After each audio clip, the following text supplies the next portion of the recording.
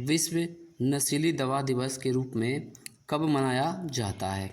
तो इसका आंसर हो जाएगा ये 26 जून को। ठीक है, 26 जून को प्रत्येक वर्ष ये विश्व नशीली दवा दिवस के रूप में मनाया जाता है। चलिए इसका नोट से, नशीली दवाओं के दुरुपयोग और अवैध तस्करी के खिलाफ अंतर्राष्ट्रीय दिवस या विश्व नशीली दवा दिवस के रूप में हर साल 26 जून को मनाया जाता है, ताकि नशीली दवाओं के दुरुपयोग से मुक्त दुनिया के लक्ष्य को प्राप्त करने में ये कार्रवाई और सहयोग को मजबूत किया जा सके। ठीक है, तो ये विश्व नशीली दवा दिवस के रूप में कब मनाते हैं? तो ये 26 जून को प्रत्येक वर्ष मनाते हैं। ठीक है, इसका मनाने का ये उद्देश्य है ताकि नशीली दवाओं की जो दुरुपयोग होता है उससे पूरी दुनिया मुक्त हो जाए। ठीक है, चलिए नमस्कार दोस्तों आज की इस वीडियो में मैं आप सभी को आज का महत्वपूर्ण करंट अफेयर इस वीडियो में आपको बता रहा हूं। 26 जून 2024 का ये सभी महत्वपूर्ण करंट अफेयर क्वेश्चन है। रेलवे, एसएससी या स्टेट लेवल या कोई भी स्टेट लेवल हो या अदर कंपटीशन एग्ज़ाम के लिए ये सभी करंट अफेयर बहुत ही महत्वपूर्ण है। ठीक है दोस्तों, वीडियो को स्किप नहीं कीजिएगा और वीडियो को अंत तक देखिएगा। अभी तक आपने अभिकृत स्टडी पॉइंट को आप सब्सक्राइब नहीं किया है तो अभिकृत स्टडी पॉइंट को आप सब्सक्राइब कर लीजिए। चलिए वीडियो को शुरू करते हैं बिना किसी देरी के पहला नंबर क्वेश्चन के साथ। पहला नंबर एक क्वेश्चन है, हाल ही में कौन भारत का 9वां सबसे बड़ा सी फूड एक्सपोर्ट बना है? ठीक है, तो कौन सा देश है जो भारत का 9वां सबसे बड़ा सी फूड एक्सपोर्ट बना है? तो इसका आंसर हो जाएगा ये यूएई। ठीक है, यूएई है जो ये भारत का 9वां सबसे बड़ा फूड एक्सपोर्ट देश बना है। चलिए इसका नोट्स देख लेते हैं। नोट से, भारतीय marine products export development authority के चेयरमैन डीवी स्वामी ने कहा है कि यूएई भारत के लिए 9वां सबसे बड़ा सी फूड एक्सपोर्ट बन गया है। यूएई ने भारत से 1.78 million metric ton sea food खरीदा है। ठीक है, देखिए भारतीय marine products export development authority of India के चेयरमैन कौन हो गए? तो हो गए डीवी स्वामी। ठीक है, तो यूएई ने भारत से लगभग 1.78 million metric ton sea food यह खरीदा है। इसी कारण हुआ है यूएई है जो ये भारत का 9वां सबसे बड़ा सी फूड एक्सपोर्ट देश बना है। चलिए अगला क्वेश्चन में आ जाते हैं। अगला नंबर एक क्वेश्चन है, प्रत्येक वर्ष विश्व नशीली दवा दिवस के रूप में कब मनाया जाता है? तो इसका आंसर हो जाएगा ये 26 जून को। ठीक है, प्रत्येक वर्ष 26 जून को ये विश्व नशीली दवा दिवस के रूप में मनाया जाता है। चलिए इसका नोट से, नशीली दवाओं के दुरुपयोग और अवैध तस्करी के खिलाफ अंतर्राष्ट्रीय दिवस या विश्व नशीली दवा दिवस हर साल 26 जून को मनाया जाता है, ताकि ये नशीली दवाओं के दुरुपयोग से मुक्त दुनिया के लक्ष्य को प्राप्त करने में कार्रवाई और सहयोग को मजबूत किया जा सके। ठीक है, तो विश्व नशीली दवा दिवस कब मनाते हैं? तो 26 जून को मनाते हैं। क्यों मनाया जाता है? क्योंकि नशीली दवाओं के दुरुपयोग से ये सब जो पूरा विश्व का जो लक्ष्य है कि इसे मुक्त करना है। ठीक है, नशीली दवा का दुरुपयोग जो करते हैं उसे नहीं करना है, इसी के रूप में यह मनाया जाता है। चलिए अगला क्वेश्चन में आ जाते हैं। अगला नंबर एक क्वेश्चन है, हाल ही में कहाँ राष्ट्रीय योग ओलंपियाड 2024 का उद्घाटन किया गया है? तो इसका आंसर हो जाएगा ये मैसूर में। ठीक है, मैसूर में ये राष्ट्रीय योग ओलंपियाड 2024 का जो उद्घाटन यह मैसूर में किया गया है। चलिए इसका नोट्स देख लेते हैं। नोट से, कर्नाटक के राज्यपाल ये थावरचंद गहलोत ने मैसूर में राष्ट्रीय योग ओलंपियाड 2024 का उद्घाटन किया है। जिसमें भारतीय संस्कृति में योग की अभिन्न भूमिका और इसके वैश्विक महत्व पर जोर दिया गया है। ठीक है, तो मैसूर है जो यह कर्नाटक राज्य में है।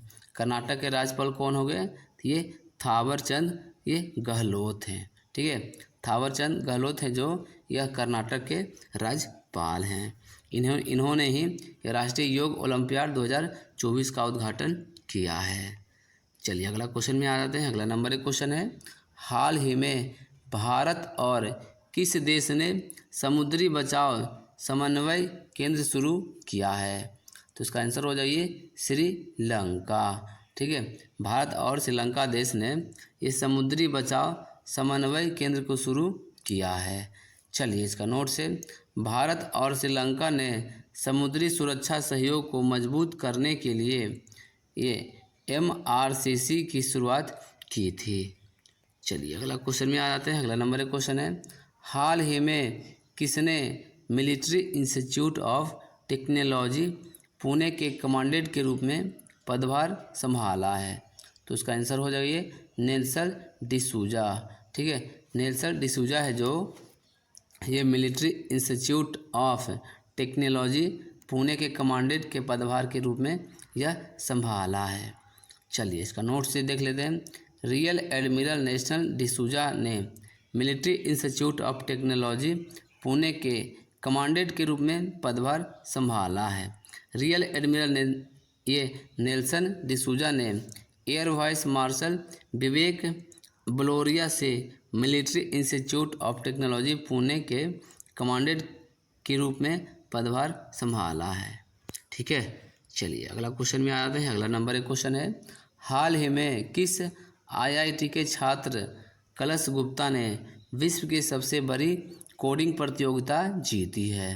तो इसका आंसर हो जाइए IIT दिल्ली। ठीक है, IIT दिल्ली के छात्र ये कलश गुप्ता है जो इसने विश्व की सबसे बड़ी कोडिंग प्रतियोगिता वो अपने नाम किया है। चलिए इसका नोट्स देख लेते हैं। भारतीय प्रौद्योगिकी संस्थान IIT दिल्ली के एक छात्र ने प्रतिष्ठित वैश्विक कोडिंग प्रतियोगिता जीती है। कलश गुप्ता को ये TCS कोड वीटा का विजेता घोषित किया गया है, जो एक कंप्यूटर प्रोग्रामिंग प्रतियोगिता है जिसमें 87 देशों के 1 लाख से अधिक छात्रों ने भाग लिया था। ठीक है, चलिए अगला क्वेश्चन में आ जाते हैं। अगला नंबर एक क्वेश्चन है, हाल ही में ठीक है अय्यना पनुत्रु ठीक है ये चिताकयाला किस राज्य का विधानसभा के अध्यक्ष बने हैं?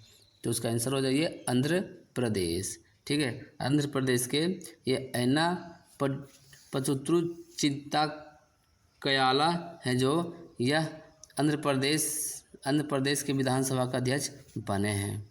चलिए इसका नोट से, ये TDP के अय्यना पतर्डू आंध्र प्रदेश विधानसभा के अध्यक्ष चुने गए हैं। ठीक है, अय्यन पाडुत्तु नामांकन दाखिल करने वाले एकमात्र व्यक्ति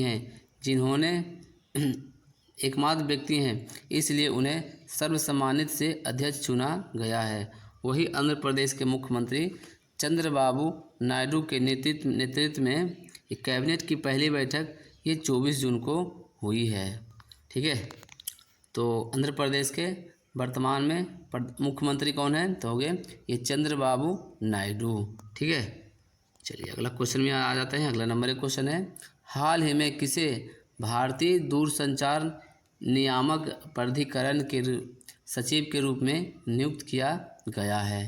तो इसका आंसर हो जाइए अतुल कुमार चौधरी। ठीक है, अतुल कुमार चौधरी है जो ये भारतीय दूरसंचार नियामक प्राधिकरण के सचिव के रूप में वह पदभार ग्रहण किया है। ठीक है, तो ये हो गया अतुल कुमार चौधरी। चलिए इसका नोट से, केंद्र सरकार ने अतुल कुमार चौधरी को ये भारतीय दूरसंचार नियामक प्राधिकरण यानी कि ट्राई का नया सचिव नियुक्त किया है। यह पद 31 मई से ये रघुनंदन की सेवा निवृत्ति के बाद यह रिक्त था। ठीक है, तो अतुल कुमार चौधरी से पहले ये ट्राई के सचिव कौन थे? तो ये थे ये रघुनंदन ठीक है, ही रघुनंदन। चलिए अगला क्वेश्चन में आ जाते हैं। अगला नंबर एक क्वेश्चन है, हाल ही में भारत किस देश के नागरिकों के लिए ई मेडिकल वीज़ा शुरू करेगा? तो उसका आंसर हो जाइए बांग्लादेश।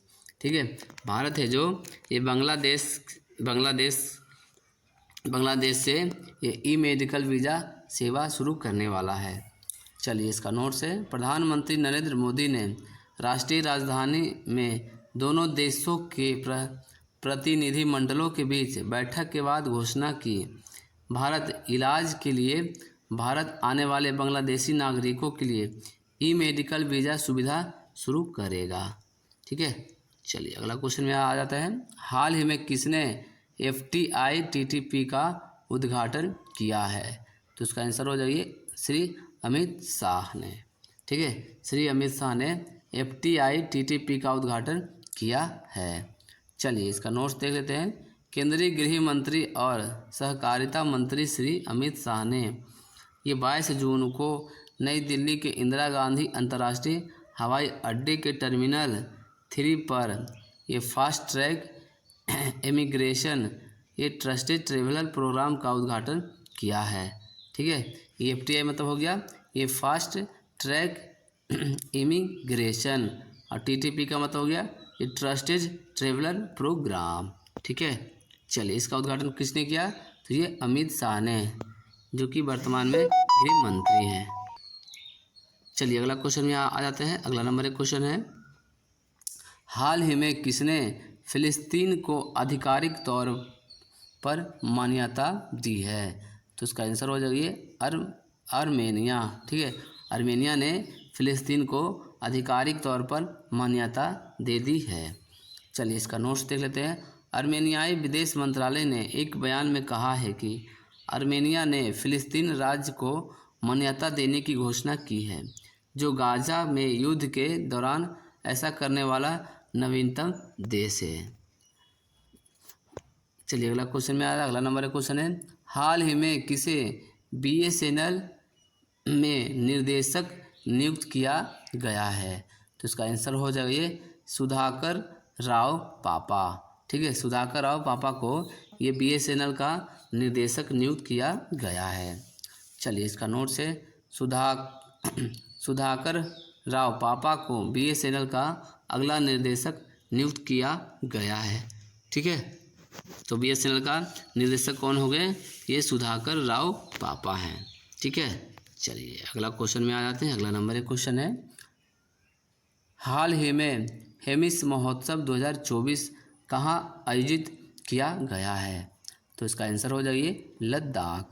ठीक है, लद्दाख में हेमिस महोत्सव 2024 का जो आयोजन है यह किया गया है। चलिए इसका नोट्स देख लेते हैं।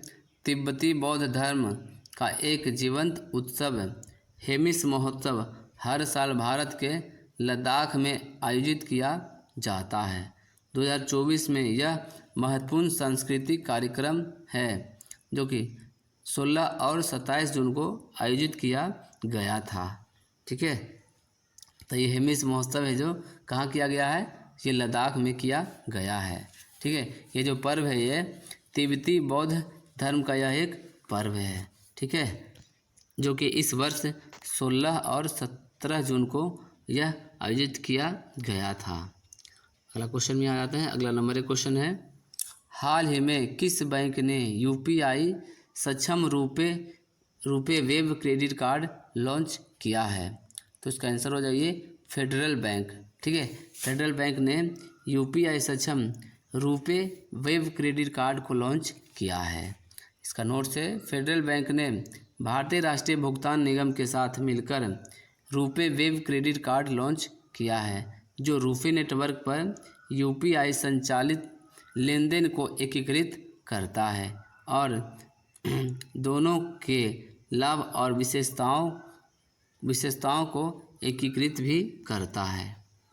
अगला क्वेश्चन है, हाल ही में भारत और किस देश ने समुद्री बचाव समन्वय केंद्र शुरू किया है? तो इसका आंसर हो जाइए श्रीलंका। ठीक है, भारत और श्रीलंका देश ने समुद्री बचाव समन्वय केंद्र को शुरू किया है। चलिए इसका नोट्स है। भारत और श्रीलंका ने समुद्री सुरक्षा सहयोग को मजबूत करने के लिए AMRCC की शुरुआत की है। अगला नंबर, तो दोस्तों आज है 26 जून। 26 जून का कुछ महत्वपूर्ण इतिहास पॉइंट आपको बता रहा हूँ, ठीक है। चलिए 26 जून 1955 को पोलैंड और भारत ने पंचशील की पुष्टि की थी, यानी कि आज ही के दिन 26 जून 1955 को भारत और पोलैंड ने पंचशील की पुष्टि की थी। चलिए अगला पॉइंट में आ जाते हैं।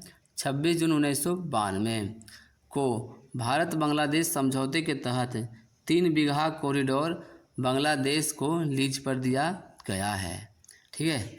आज ही के दिन 1992 में भारत बांग्लादेश में समझौता हुआ था। इसके तहत 3 बीघा कॉरिडोर है जो ये बांग्लादेश को लीज पर दिया गया है, ठीक है। चलिए अगला पॉइंट में आ जाते हैं।